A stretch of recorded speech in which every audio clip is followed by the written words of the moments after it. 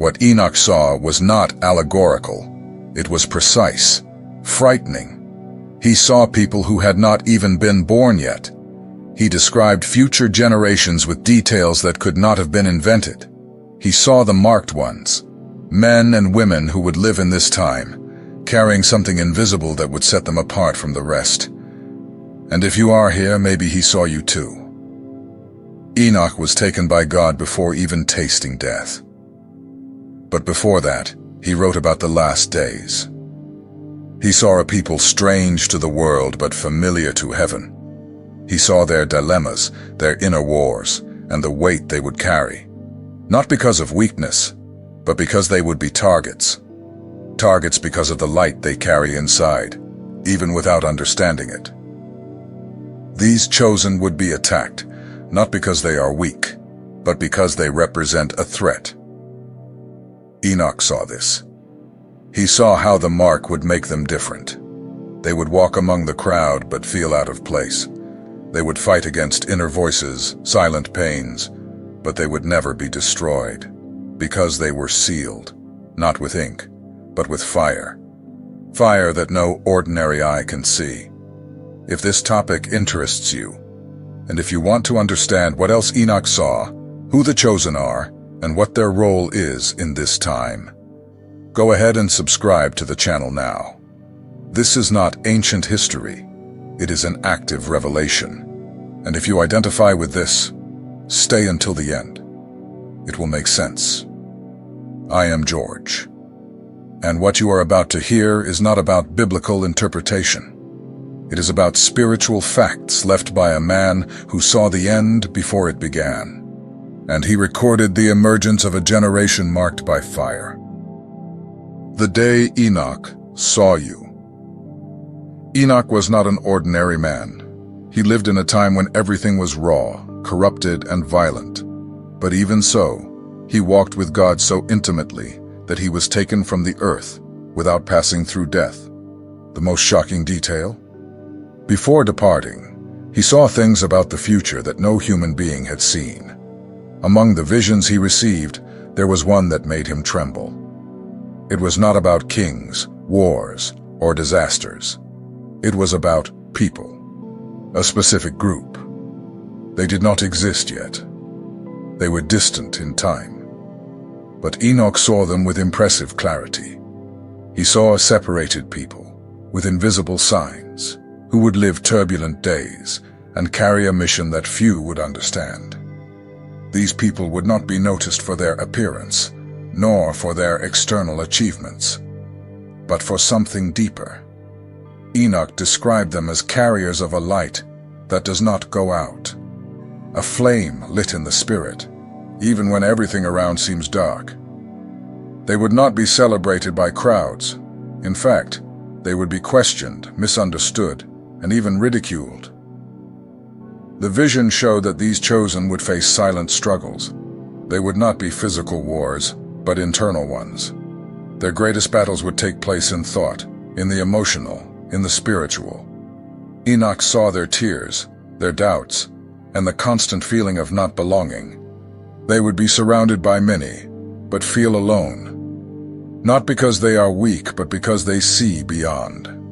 These chosen would have common characteristics: a discomfort with superficiality, a thirst for something they cannot explain, and a sensitivity that the world usually treats as weakness.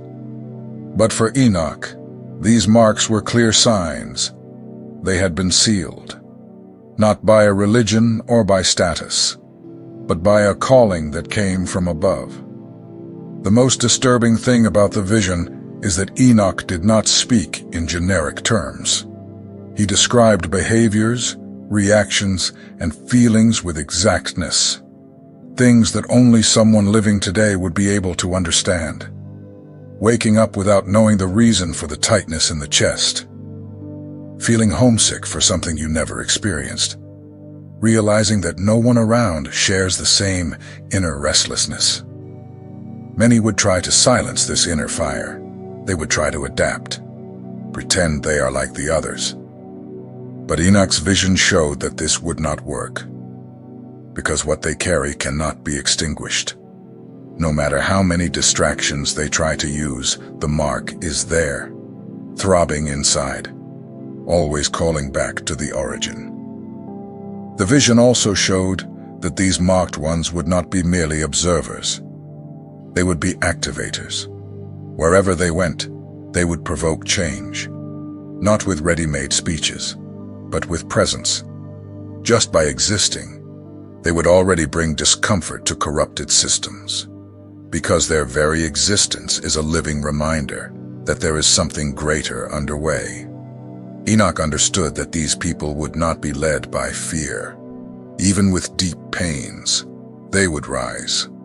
Even without applause, they would continue. Even without answers, they would keep their eyes fixed on something invisible. And it was exactly this that made them different. They would not be guided by what they see, but by what they feel they were called to fulfill.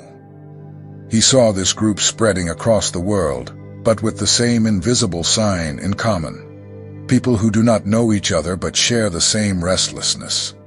Enoch wrote for them, not for his time, but for now. And if you identify with all this, you may already know he saw you, and that changes everything. Who are the chosen and why they were marked? The chosen ones that Enoch saw were not perfect. They were not born ready, did not come with a manual, nor did they know from the beginning that they were different. But something along the way started to bother them. A discomfort with the common.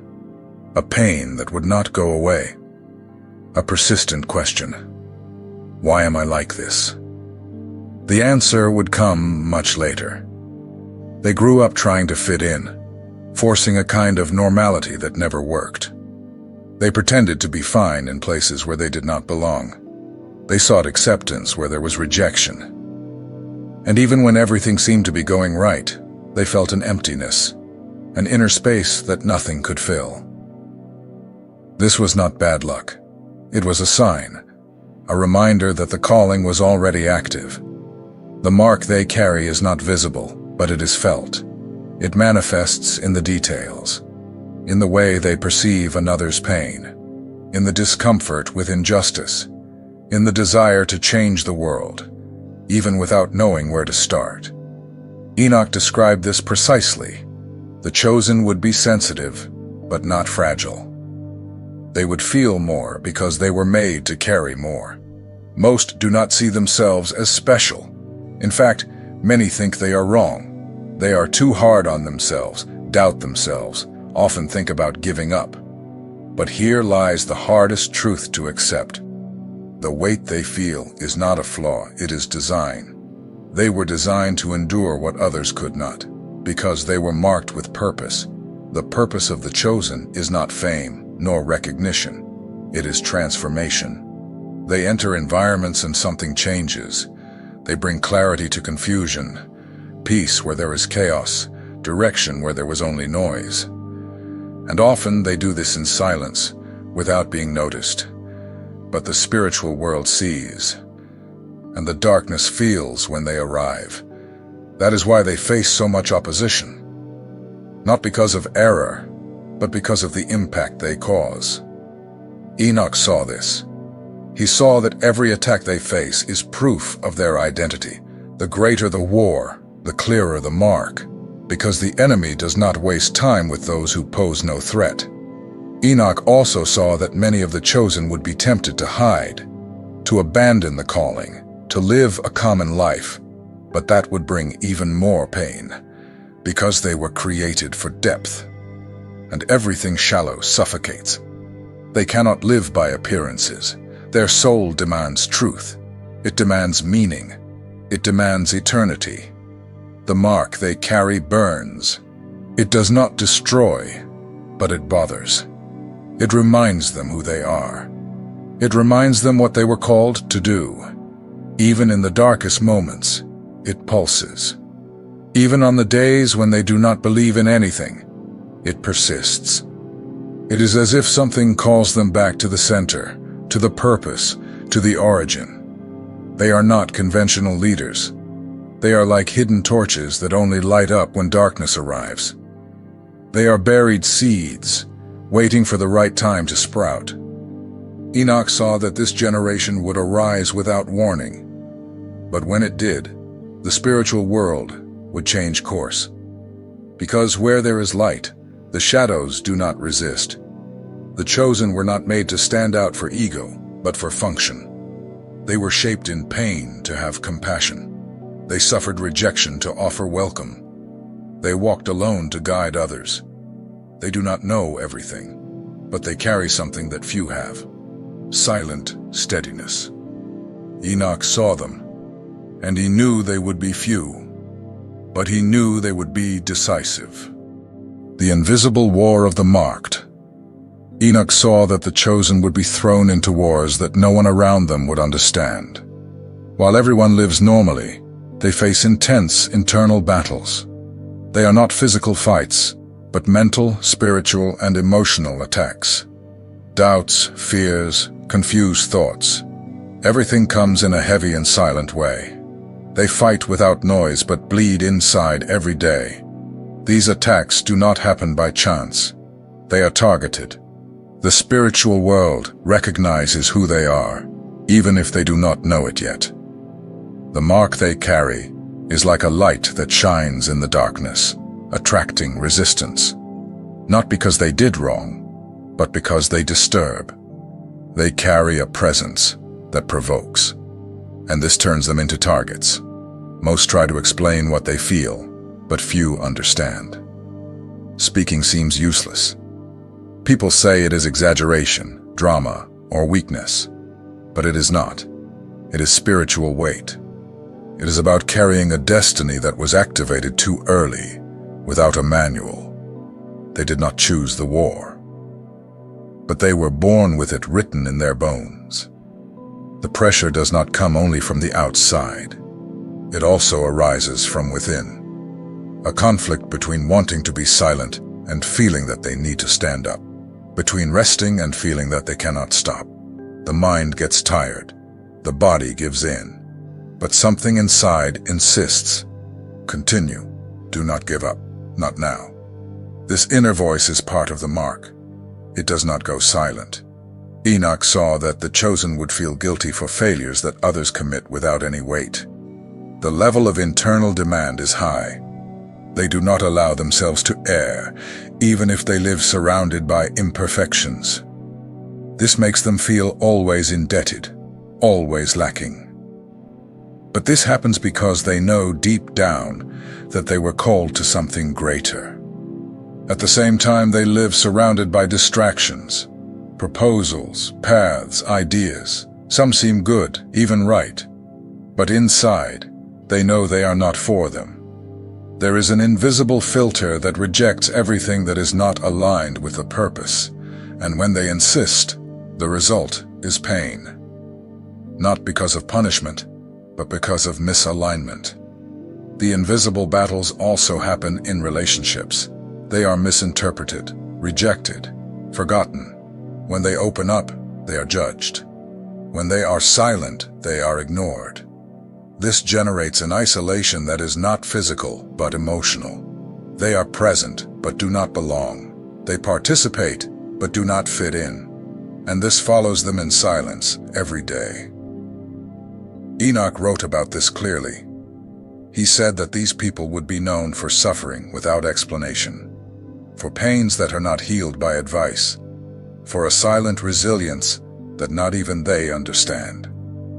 They are attacked, but they do not fall. They fall, but they continue. Because their strength is not emotional, it is spiritual. It was given before birth. Even so, there are days when everything seems meaningless. They think about disappearing, giving up, going silent for good. But something holds them. A detail, a memory, an invisible breath. This is Enoch's intercession. He saw all of this and prayed for them. He asked God not to let them forget who they are. This war is not punishment. It is the reflection of the importance of who they are. The greater the attack, the more precious the identity. The enemy does not invest heavily in those who pose no danger. The marked are living resistance. Even when they are silent, they disturb. Even wounded, they still shine. And even when they want to stop, they keep going. Living with the mark, the price of being chosen. The mark does not go away. It does not disappear with time. The chosen may even try to live like anyone else, but something always calls them back. Even far away, even drifting, even pretending they forgot. The mark burns. It does not hurt as punishment. It hurts like longing, like a constant reminder that they were made for more. Enoch saw this and wrote about this silent fire. He said that it would burn even in the darkest moments, and that it would be exactly this flame that would prevent the chosen from surrendering completely to the darkness. Even when everything fell apart, the mark would keep alive the awareness that there is a greater purpose. The life of the chosen is not comfortable. They cannot lose themselves in distractions like others. The same things that amuse many bore them. Empty conversations are tiring. Shallow ambitions do not convince. This makes them seem disconnected from reality. But the truth is that their reality is deeper. They feel things differently. A heavy environment already exhausts them. A poorly placed word affects them, not because they are fragile, but because they are spiritually exposed. They carry sensors that alert them when something is out of place. This protects them, but also isolates them, because not everyone understands this sensitivity. The mark also affects the paths they choose. Nothing is simple for them. What works easily for others gets stuck with them. Not because they are unlucky, but because their path is not the common one. They were made to open new routes, not to follow ready-made trails. And this requires constant courage. Enoch saw that the chosen would carry scars, not only physical or emotional, but spiritual. Marks that cannot be explained, but that shape the way they see the world. These pains create empathy.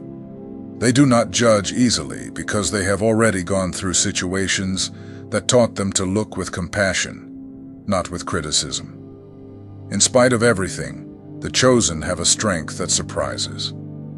They rise even without strength. They console others even when they are wounded.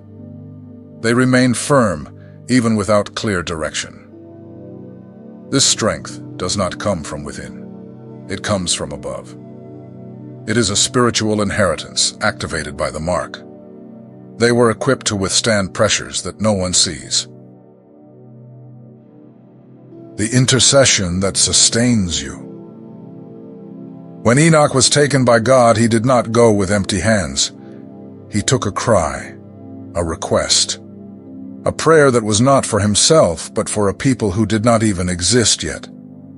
Enoch saw the chosen. He saw the weight they would carry. He saw the wars they would face, and he interceded so that they would not be destroyed. He did not ask for riches. He did not ask for physical protection. He asked that these marked ones would not forget who they are, that even in the densest darkness, their identity would remain alive.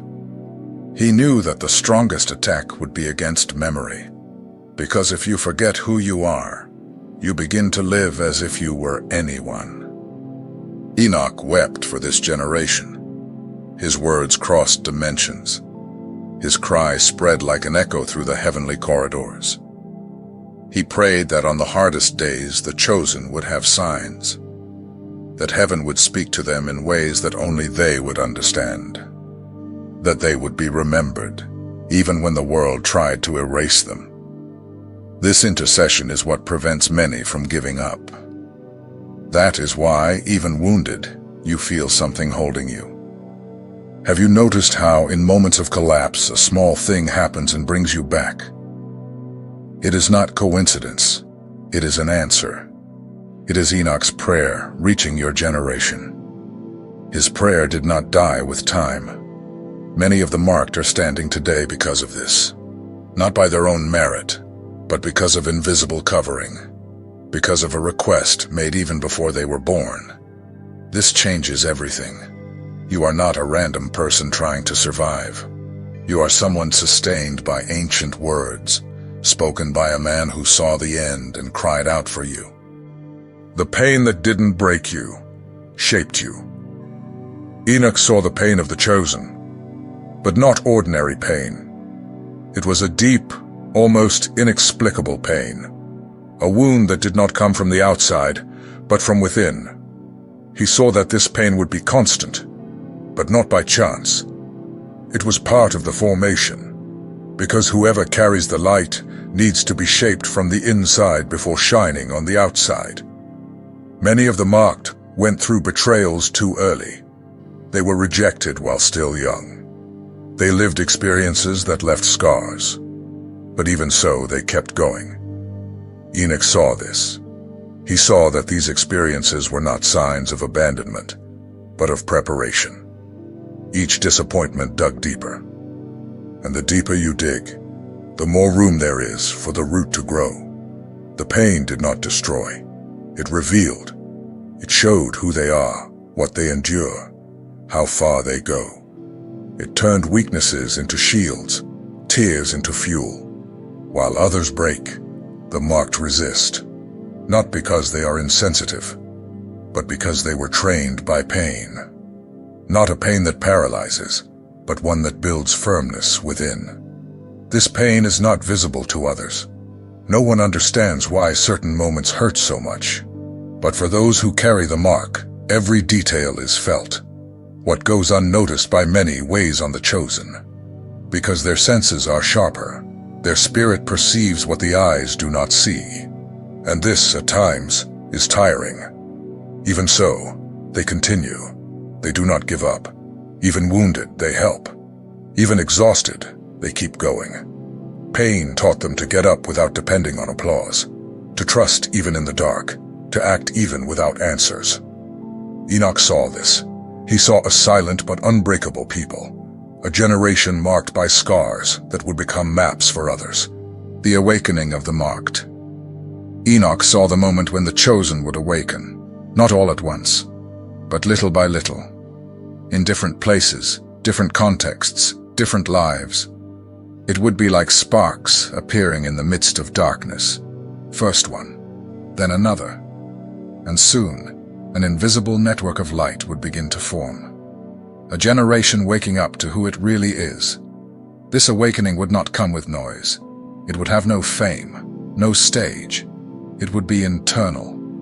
A deep discomfort, a growing awareness, a certainty that takes hold of the heart. I was not made to live like everyone else.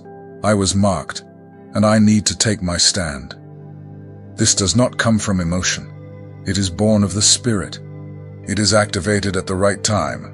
Enoch wrote that the darkness would fear this moment, because the awakening of a marked one has a chain effect. When one wakes up, he wakes others. When one takes a stand, he draws more, because the mark has a voice. And when it lights up, it echoes. And this echo disturbs everything that is out of alignment. This awakening requires decisions. It requires leaving what is shallow. It requires confronting your own comfort zone. But it also brings clarity, direction, and strength. What was once confusing begins to make sense. What was once pain without explanation becomes a tool for construction. The Spirit begins to understand the purpose of everything. The marked awaken with awareness. They no longer apologize for being different. They no longer try to hide. They understand that they were called, sealed, prepared, and that everything they have lived until now was training. The pain, the war, the silence. It was all part of the process so that now they would be ready. The awakening is not an endpoint. It is the beginning. It is the moment when the chosen recognizes himself as part of the prophecy, as the living answer to what was seen by Enoch. From then on, he no longer walks as someone lost, but as someone who knows the fire he carries is real, and it is lit. Enoch did not have visions for himself. He did not ask for revelations out of vanity or curiosity. He saw because he needed to record. He was chosen to see what no one else saw. A generation marked before its time. He saw the future, he saw the wars, he saw the faces. And even without knowing the names, he knew you would be among them. What Enoch did went beyond writing. He interceded. He cried out for mercy, for direction, and for protection for those who would come. He knew that the pain would be real, that the solitude of the marked would be deep. Therefore, he stood in the gap and took to heaven a specific cry. He prayed for you, literally for you. All of this has a reason. Enoch saw that this generation would not be common. It would be strategic. It would be decisive. People shaped in silence, trained by pain, and called for a time such as this. He saw that when this generation awakened, the spiritual world would be shaken. Their light would not be emotional. It would be eternal, and it would confront the darkness directly. You are not just part of the story. You are the continuation of Enoch's vision. His existence makes sense because you are here now. His prayer remains alive because you still carry the seal. He did not see symbols. He saw people with real marks, with intense battles, with a destiny aligned with heaven. Now say what you felt. Say what you understood. Use your own words. This conversation does not end here. It expands when you participate. What is upon you is not new. It is ancient. It is serious. And now, it is your turn to walk with this lit.